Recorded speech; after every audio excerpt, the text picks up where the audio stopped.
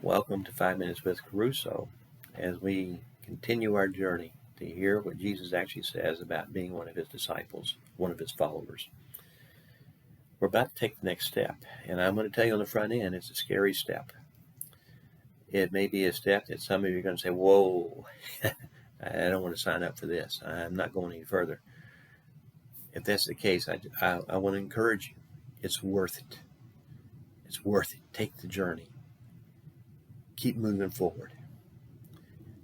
Some of you, it's going to draw you in, and it's going to be a hook that just pulls you in. I'm excited about this. I want to do this, and I'm grateful for that. You have that adventurous spirit.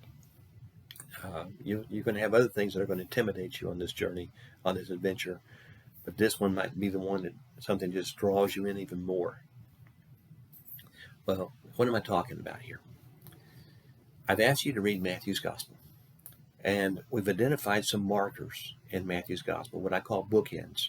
And I've asked you to look at what's in between the bookends because for some reason, Matthew set aside 5 sections of his Gospel to highlight those. Well, what's there? I've asked you to look in between the bookends. For instance, in Matthew chapter 5, verse 1, you see one of those markers, and the other bookend is Matthew 7:28. Well, what's in between? If you looked, you notice there's a bunch of teachings by Jesus. And if you haven't noticed that, go back and look at that. Same thing in Matthew 10, Matthew 13, Matthew 18, Matthew 24 and 25. These are 5 blocks of teaching by Jesus that Matthew has highlighted in his gospel. Well, why did he do that? Well, I think the key to understanding that is look at who he was speaking to, who Jesus was speaking to. Sometimes the crowds were present, but always his disciples were present. And always his disciples were the primary audience. You'll see that especially in Matthew chapter 13. Jesus is using those 5 blocks of teaching to tell his disciples what it means to be a disciple. How does a disciple think? What does a disciple value? What kind of decisions do they make? What kind of actions mark their lives? Who does a disciple become? Those are the things that are important that Matthew is highlighting. Now, let me kind of throw a little bit more light on that for you. Look at Matthew chapter 28. In verse 18, just before Jesus goes into heaven, up to heaven, he meets with his remaining disciples because Judas has killed himself. And he says this to him. He says, all authority on heaven and earth has been given to me. Therefore, you go make disciples. He's telling his initial disciples to go make other disciples. Then he tells them how to do it. He says, you baptize them in the name of the Father, the Son, and the Holy Spirit. Now, you may have looked at baptism as just being some kind of church ritual, but Jesus is saying this is essential to becoming a disciple. And if you've not gone through that experience, then you need to hear Jesus and listen to him, because that's key to being one of his disciples, being immersed in water for him. But that's not all that's key. He says, also, you teach them to obey the things I've commanded you. You teach them what I've taught you, and teach them to follow what I taught.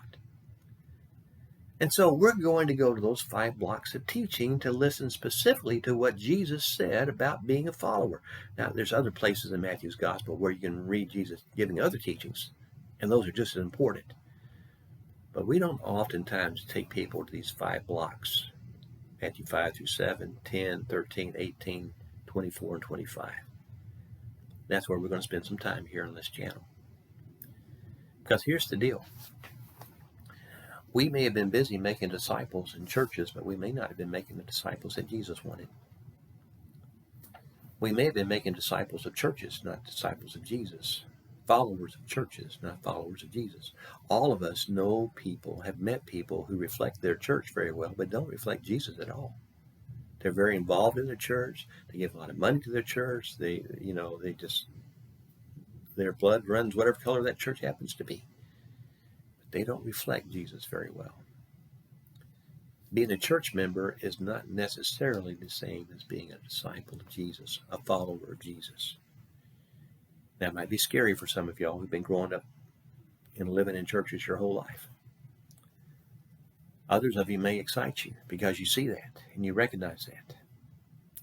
And some of you who've never been connected with the church may say, yeah, he's got that right.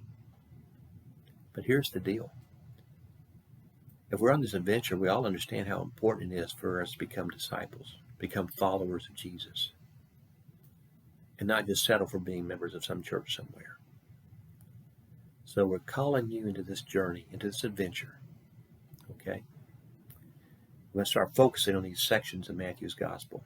I've got one more time I'm going to be with you, then other people are going to start stepping in.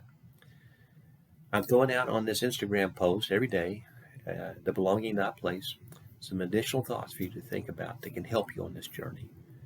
So keep going with us. I'll see you next Friday. And leave comments or send me any emails at booksbykerusso@gmail.com. Thank you very much.